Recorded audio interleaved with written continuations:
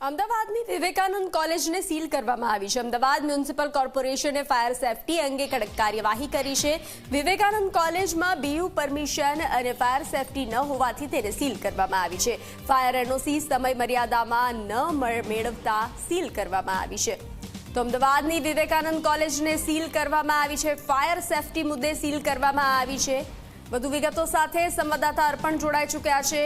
અર્પણ, Ahmedabad municipal કોર્પોરેશને fire safety અંગે કડક કાર્યવાહી કરી છે અને વિવેકાનંદ કોલેજને સીલ કરાઈ છે। શું વિગત?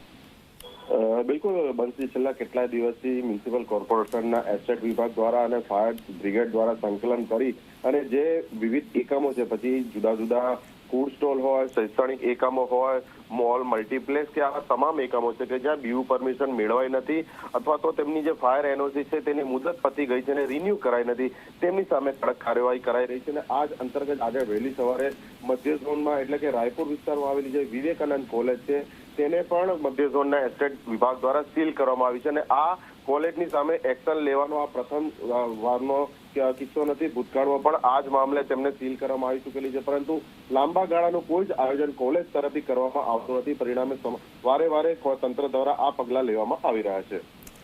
જી અર્પણ, જાણકારી સાથે જોડાવા બદલ આભાર।